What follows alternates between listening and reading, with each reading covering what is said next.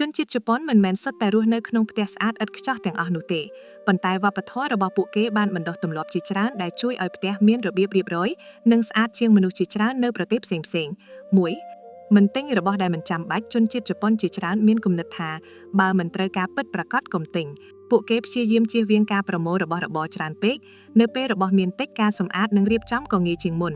2ដាក់របស់ត្រឡប់ទៅកន្លែងដើមភ្លាមនេះជាទម្លាប់សំខាន់បំផុតបន្ទាប់ពីប្រើរួចពួកគេដាក់ត្រឡប់ទៅទីតាំងដើមភ្លាមសៀវភៅដាក់លើធ្នើចានលាងភ្លាមក្រោយញ៉ាំស្បែកជើងរៀបជួរនៅមាត់ទ្វារដូច្នេះផ្ទះមិនសូវមានរបស់របររាយប៉ាយទេ3សម្អាតបន្តិចរាល់ថ្ងៃជំនួសឲ្យរងចាំដល់ផ្ទះកខ្វក់ខ្លាំងទើបសម្អាតពួកគេសម្អាតបន្តិចជារៀងរាល់ថ្ងៃ10ទៅ15នាទីក្នុងមួយថ្ងៃ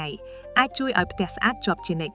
4ដោះស្បែកជើងមុនចូលផ្ទះទម្លាប់នេះមានសារៈសំខាន់ខ្លាំងក្នុងវប្បធម៌ជប៉ុនស្បែកជើងទុកនៅតំបន់ច្រកចូលផ្ទះដែលគេហៅថា Genkan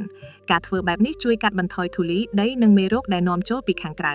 5បង្រៀនកូនឲ្យសម្អាតតាំងពីតូចនៅ Japan កុមារជាច្រើនត្រូវបានបង្រៀនឲ្យសម្អាតថ្នាក់រៀនដោយខ្លួនឯងដូច្នេះនៅពេលធំឡើងពួកគេយល់ថាការសម្អាតគឺជាទំនួលខុសត្រូវធម្មតាមិនមែនជាការងារដែលត្រូវឲ្យអ្នកផ្សេងធ្វើជំនួសទេ6គោរពគំនិតមេចន្លោះទំនេរជនជាតិជប៉ុនចូលចិត្តមានកន្លែងទំនេរនៅក្នុងបន្ទប់ពួកគេមិនចូលចិត្តដាក់គ្រឿងសង្ហារិមឬវត្ថុតុបតែងពេញគ្រប់ជ្រុងនោះទេចន្លោះទំនេរធ្វើឲ្យផ្ទះមើលទៅធំស្ងប់ស្ងាត់និងស្រួលចិត្តប្រាស៊ីណាត់ស្ពីងប្រទីកសម្អាតជាការគោរពខ្លួនឯងសម្រាប់មនុស្សជាច្រើននៅជប៉ុនការសម្អាតមិនមែនគ្រាន់តែធ្វើឲ្យផ្ទះស្អាតទេវាជាវិធីរៀបចំចិត្តនិងជីវិតផងដែរពួកគេជឿថាបន្ទប់រញ៉េរញ៉ៃចិត្តក៏រញ៉េរញ៉ៃនៅពេលផ្ទះមានរបៀបរៀបរយចិត្តក៏មានអារម្មណ៍ស្ងប់និងផ្ដោតអារម្មណ៍បានល្អជាងមុនមេរៀនដែលយើងអាចយកមកអនុវត្តអ្នកមិនចាំបាច់រស់នៅបែបជប៉ុន 100% ទេ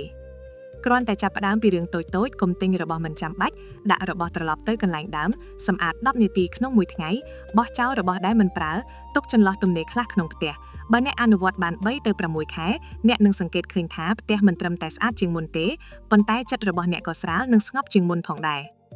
រពេលខ្លះភាពសុខសាន្តមិនមែនកើតពីការមានរបស់ច្រើនទេប៉ុន្តែកើតពីការមានតែអ្វីដែលចាំបាច់និងមានន័យ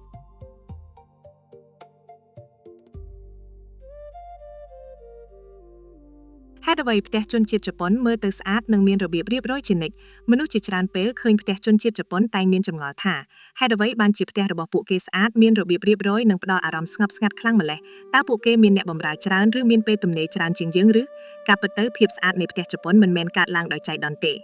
េវាជាលទ្ធផលនៃទម្លាប់និងទស្សនវិជ្ជារស់នៅដែលត្រូវបានបណ្ដុះបណ្ដាលតាំងពីកុមារភាព1ពួកគេជឿថារបស់តិចជីវិតស្រាលជនជាតិជប៉ុនភាគច្រើនមិនសូវចូលចិត្តប្រមូលរបស់របរដែលមិនចាំបាច់ទុកក្នុងផ្ទះទេមុននឹងទិញរបស់អ្វីមួយពួកគេសួរខ្លួនឯងថាតើខ្ញុំពិតជាត្រូវការវាមែនទេប្រសិនបើចម្លើយគឺមិនសូវចាំបាច់ពួកគេនឹងមិនទិញវាទេ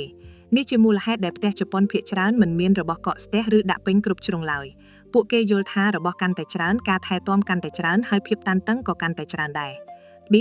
រកុំទុកឲ្យរញ៉េរញ៉ៃដល់ថ្ងៃស្អែកមានទម្លាប់មួយដែលជនជាតិជប៉ុនអនុវត្តជាញឹកញាប់គឺធ្វើភ្លាមពេលក្រោកពីគេងគេរៀបក្រែភ្លាមពេលញ៉ាំបាយរួចគេលាងចានភ្លាមពេលប្រើរបស់រួចគេដាក់ត្រឡប់ទៅកន្លែងដើមភ្លាមដោយសារតែពួកគេមិនទុកការងារឲ្យកកស្ទះផ្ទះក៏មិនងាយរញ៉េរញ៉ៃដែរផ្ទុយទៅវិញមនុស្សជាច្រើនមានទម្លាប់ថាចាំស្អែកចាំធ្វើមួយថ្ងៃคล้ายជាមួយសប្តាហ៍ហើយផ្ទះក៏ចាប់ផ្ដើមរញ៉េរញ៉ៃ3សម្អាតជាការហាត់ចិត្តនៅក្នុងវប្បធម៌ជប៉ុនការសម្អាតមិនមែនគ្រាន់តែយកធូលីចេញទេវាគឺជាការរៀបចំចិត្តផងដែរពួកគេជឿថាបរិយាកាសជុំវិញខ្លួននិងស្ថានភាពផ្លូវចិត្តមានទំនាក់ទំនងគ្នានៅពេលបន្ទប់រញ៉េរញ៉ៃចិត្តក៏ងាយស្មុគស្មាញនៅពេលបន្ទប់ស្អាតចិត្តក៏មានអារម្មណ៍ស្ងប់ហេតុនេះហើយបានជាជនជាតិជប៉ុនជាច្រើនចាត់ទុកការសម្អាតជាផ្នែកមួយនៃការថែរក្សាផ្លូវចិត្ត4គុណភាពលើសបរិមាណជនជាតិជប៉ុនចូលចិត្តទិញរបស់ដែលមានគុណភាពល្អនិងប្រើបានយូរជាជាងទិញរបស់ថោកច្រើនពួកគេចូលចិត្តមានសម្លៀកបំពាក់តិចប៉ុន្តែពាក់បានយូរចូលចិត្តមានគ្រឿងសង្ហារិមតិចប៉ុន្តែរឹងមាំនិងមានប្រយោជន៍ដោយសាររបស់មានតិចផ្ទះក៏មើលទៅធំទូលាយនិងស្អាតជានិច្ច5ពួកគេមិនព្យាយាមធ្វើឲ្យគេចាប់អារម្មណ៍មនុស្សជាច្រើនចំណាយលុយដើម្បីទិញរបស់ថ្មីឬរបស់ប្រណីតដើម្បីបង្ហាញអ្នកដទៃប៉ុន្តែជនជាតិជប៉ុនជាច្រើនផ្ដោតលើសេចក្តីសុខក្នុងជីវិតប្រចាំថ្ងៃជាជាងការបង្ហាញភាពមានបានពួកគេចង់ឲ្យផ្ទះជាកន្លែងសម្រាប់សម្រាកមិនមែនជាកន្លែងប្រកួតប្រជែងជាមួយអ្នកដទៃទេ